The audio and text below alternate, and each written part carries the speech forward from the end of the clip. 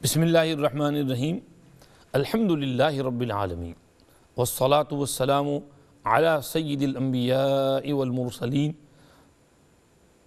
امام المتقین خاتم النبیین رحمت للعالمین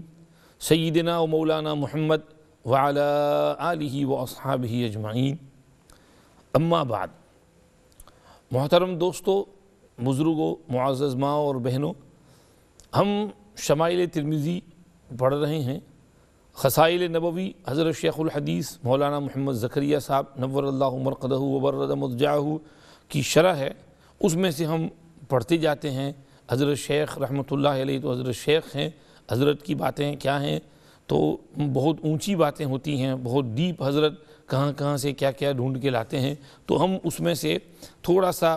پڑھ رہے تھے لاسٹ ویک پچھلے لیسن میں کہ آپ صلی اللہ علیہ وسلم ایک دفعہ ایک صحابی کے یہاں مہمان ہوئے، انہوں نے کچھ دیگ پکائی تھی، تو اس میں انہوں نے بکری ذبح کر کے اس کا گوشت پکایا تھا۔ حضور نے فرمایا لیگ کا گوشت دو، انہوں نے دیا۔ فرمایا لیگ کا گوشت دو، انہوں نے دیا۔ پھر فرمایا لیگ کا گوشت دو، انہوں نے کہا حضور دو ہی لیگ ہوتے ہیں بکری کے۔ تو آپ صلی اللہ علیہ وسلم نے فرمایا اگر تم دیتے جاتے تو نکلتے جاتے جب تک میں مانگتا رہتا، مطلب یہ ہے کہ معجزہ ظاہر ہوتا۔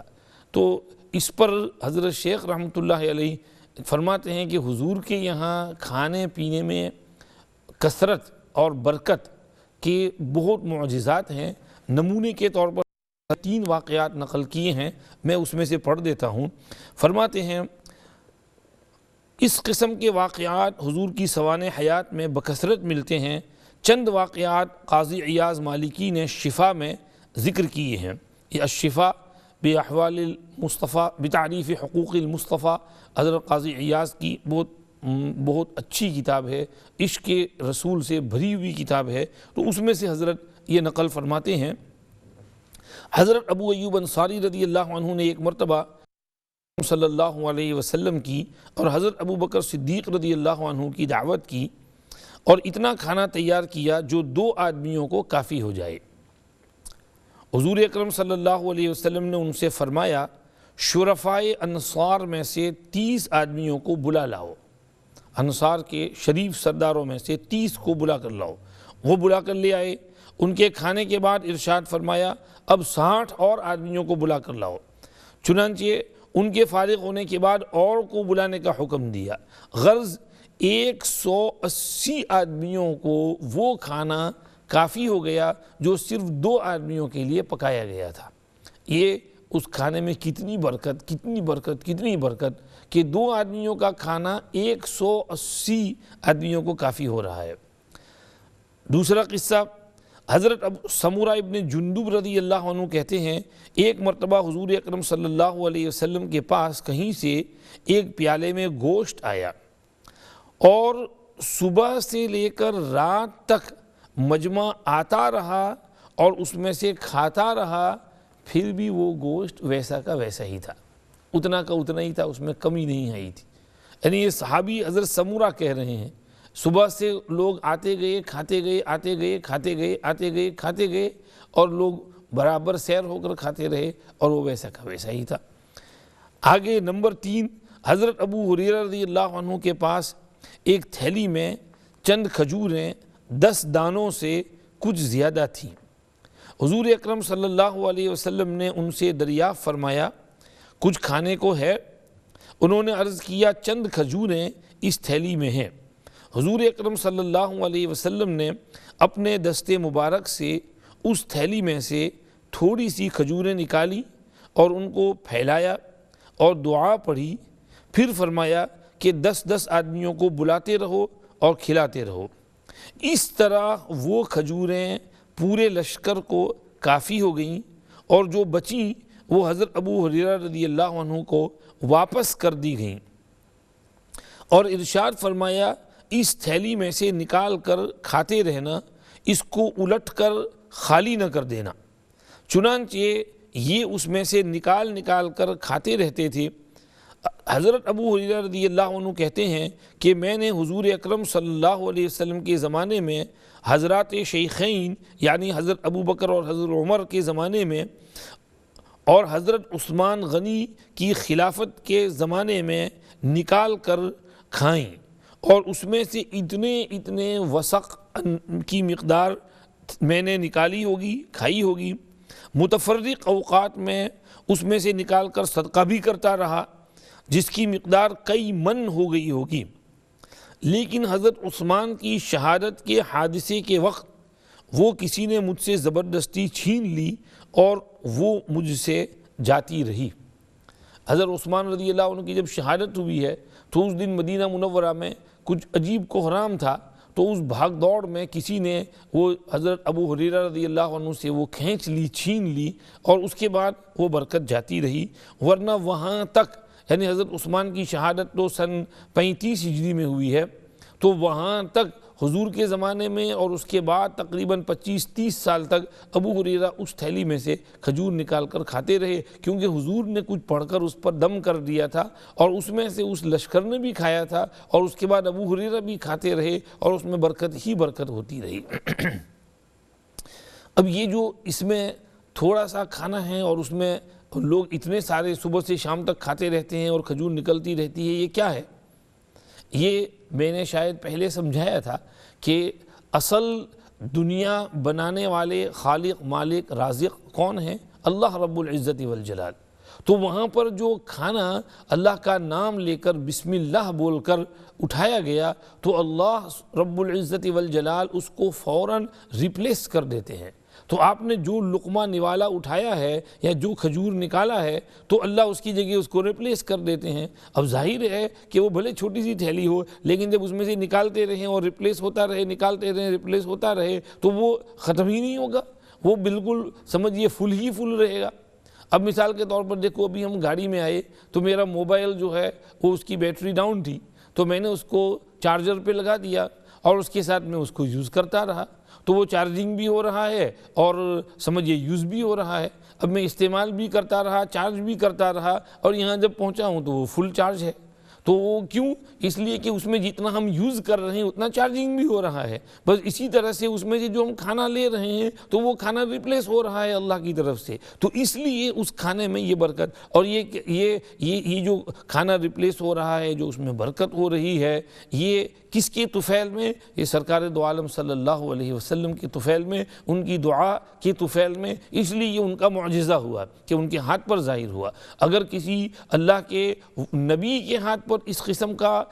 واقعہ اور انسیڈنٹ ظاہر ہو تو اس کو معجزہ کہتے ہیں، اور اگر کسی اللہ کے فرینڈ اور دوست اور ولی اللہ کے ہاتھ پر ظاہر ہو تو اس کو کرامت کہتے ہیں۔ اور ایسے اولیاء اللہ کے بھی قصے ملیں گے آپ کو کہ ان کی کرامات ظاہر ہوتی تھی کہ تھوڑے کھانے میں بہت برکت ہو جاتی تھی اور بہت لوگ کھا لیتے تھے۔ حضرت شیخ الحدیث مولانا محمد زکریا صاحب نور اللہ مرقدہ وبرد مضجعہ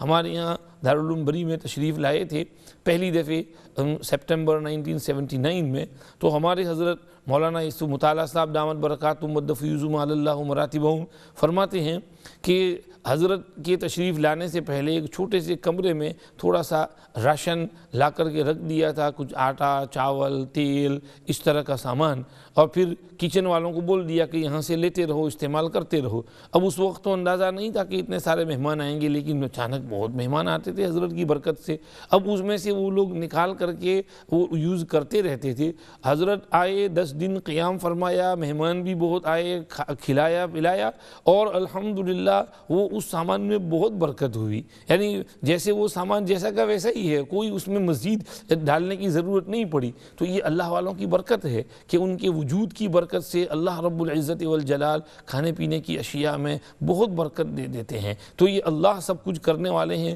اللہ کے ہاتھ میں سب کچھ ہے، اللہ جو چاہتے ہیں وہ ہو کر رہتا ہے۔ تو یہاں بھی یہی ہے۔ حضرت شیخ رحمۃ اللہ علیہ ایک اور قصہ نقل کر رہے ہیں۔ حضرت انس رضی اللہ عنہ کہتے ہیں حضور اکرم صلی اللہ علیہ وسلم کے ایک ولیمہ میں میری والدہ نے ایک ملیدہ تیار کیا اور ایک پیالے میں میرے ہاتھ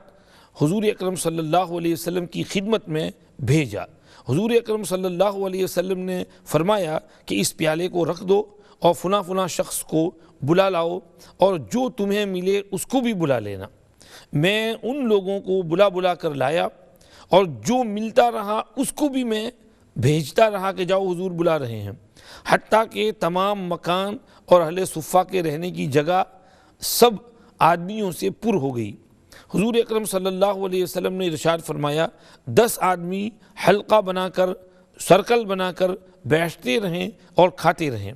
جب سب شکم سیر ہو گئے تو آپ صلی اللہ علیہ وسلم نے مجھ سے فرمایا کہ اس پیالے کو اٹھا لو۔ حضرت انس رضی اللہ عنہ کہتے ہیں کہ میں نہیں کہہ سکتا کہ وہ پیالہ ابتدا میں زیادہ بھرا ہوا تھا جس وقت میں نے اس کو اٹھایا، یا اس وقت زیادہ پر تھا کہ جب میں اس کو لایا تھا، جب میں اس کو اٹھا رہا تھا، یعنی لاتے وقت زیادہ بھرا ہوا تھا یا واپس اٹھاتے وقت زیادہ بھرا ہوا تھا، وہ مجھے شبہ ہو رہا ہے۔ شاید میں جب واپس لا رہا تھا، اٹھا رہا تھا سب کے کھانے کے بعد، اس وقت اس میں زیادہ ملیدہ تھا۔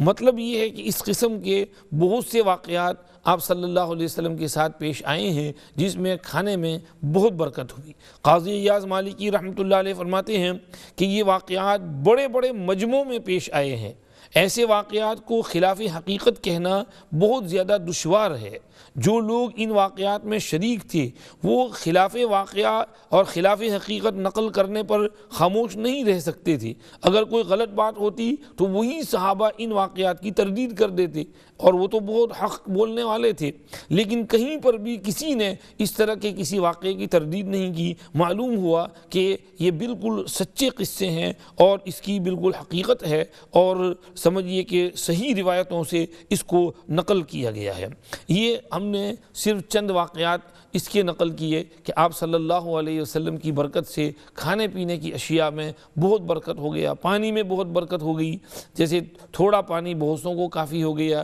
کبھی آپ کی انگلی مبارک کے بیچ میں سے پانی نکلا، جیسے وہ معجزہ جو ہے 5 دفعے کم سے کم حافظ ابن حجر نے نقل کیا ہے کہ حضور کی زندگی میں کئی دفعے یہ واقعہ پیش آیا، اور اس میں سے 5 دفعے انہوں نے 5 روایتیں بالکل صحیح سند کے ساتھ نقل کی ہیں، اور بھی سمجھے روایتیں ہیں۔ تو یہ آپ صلی اللہ علیہ وآلہ وصحبہ وبارک وسلم وشرف وکرم کے کچھ معجزات ہیں جو یہاں نقل ہوئے۔ اب آگے ہم نیکسٹ حدیث پڑھتے ہیں۔ عن عائشة رضی اللہ تعالی عنہ قالت ما كان الذراع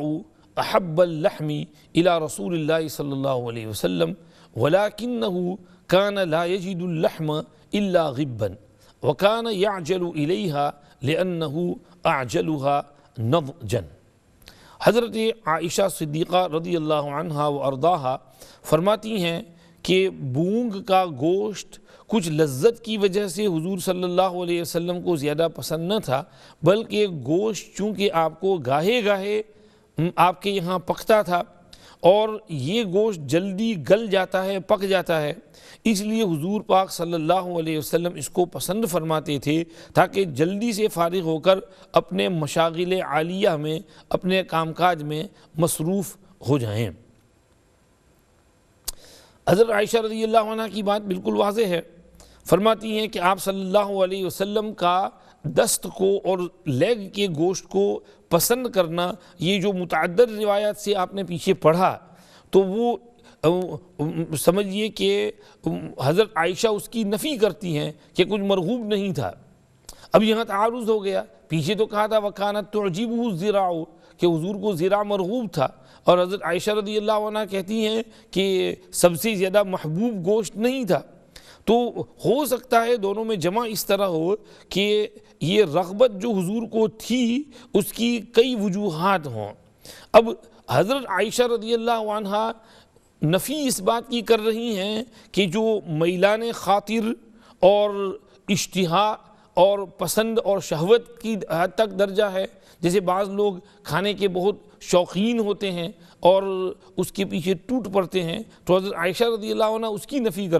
کرتی ہیں کہ آپ صلی اللہ علیہ وسلم کو یہ زرع کے گوشت کی طرف اس طرح کا میلان اور اس طرح کے کھانے کا شوق اور اشتہا کے درجے تک پہنچنے والی بات نہیں تھی، بلکہ بات یہ ہے کہ گوشت آپ کو کم ملتا تھا،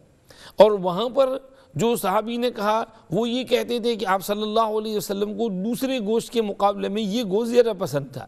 اور اس کے پسند ہونے کی وجہ حضرت عائشہ نے یہاں پر ظاہر کی کہ وہ وجہ یہ ہے کہ حضور کو گوشت بہت کم ملتا تھا، ہماری طرح نہیں کہ وہاں روز روز ہمارے یہاں گوشت ہوتا ہے تو وہاں بھی روز روز گوشت پکتا ہو، بلکہ گوشت بہت کم ملتا تھا۔ جب کبھی کہیں بکرا کاٹا، کئی ہفتوں کے بعد، مہینوں کے بعد، اور بقرہ عید کے موقع پر، تو وہاں گوشت، وہاں فریزر ویزر تو تھے نہیں، اور روز روز بکرا کٹا نہیں تھا، تو گوشت بہت کم ملتا تھا، اور گوشت میں یہ بکرے کا لیگ جو ہے وہ جلدی تیار ہو جاتا ہے، جلدی گل جاتا ہے، اس لیے آپ صلی اللہ علیہ وسلم اس کو جلدی جلدی کھا کر پھر اپنے کام کاج میں بزی ہو جاتے تھے۔ وہ جو کمر کا گوشت ہے وہ بھی بہت اچھا ہوتا ہے، وائٹ میٹ، لیکن اس کو پکنے میں دیر بہت لگتی ہے، تو اس لیے حضور اس کا انتظار نہ فرماتے تھے۔ یہ لیگ کا گوشت جلدی جلدی پک گیا تو اس کو کھا کر اپنے کام کاج میں بزی ہو جاتے تھے۔ یہ حضرت عائشہ رضی اللہ عنہا کا مطلب ہے۔ چنانچہ نیکسٹ حدیث عبداللہ ابن جعفر رضی اللہ عنہ ہے، وہ بھی پڑھ لیجئے۔ سمعت عبداللہ ابن جعفر یقول سمعت رسول اللہ صلی اللہ علیہ وسلم یقول ان اطیب اللحم لحم الظہر۔ نبی کریم صلی اللہ علیہ وسلم نے ارشاد فرمایا کہ پیٹھ کا گوشت بہترین گوشت ہے۔ مطلب یہ ہے کہ اس کے بہترین ہونے کی مختلف وجوہات ہو سکتی ہیں۔ نمبر ایک یہ کہ قوت کے لحاظ سے، یا ریشہ نہ ہونے کے لحاظ سے، یا چکنا ہونے کی وجہ سے، اور حضور نے فرمایا کہ پیٹھ کا گوشت سمجھیے کہ بہترین گوشت ہے، تو مختلف چیزوں کی وجہ سے مختلف پسندیدگی ہو سکتی ہے۔ وہاں پر جو ذراع کا گوشت پسند تھا اس کی علت حضرت عائشہ نے بیان کی کہ وہ جلدی گل جاتا ہے تو جلدی جلدی کھا لیتے تھے، اور یہاں پر جو کہا کمر کا گوشت سب سے اچھا گوشت ہے، تو وہ ان وجوہات کی بنا پر جو بیان ہوئی۔ ویسے یہ کھانے پینے میں ایک حدیث کے اندر ارشاد فرمایا کہ تمام کھانوں کا سردار گوشت ہے، اور گوشت جو ہے اس کے بغیر تو کام نہیں چلتا، اور جنت میں جانے کے بعد بھی گوشت ملے گا۔ قرآن شریف میں ہے وَلَحْمِ طَيْرٍ مِّمَّا يَشْتَهُونَ،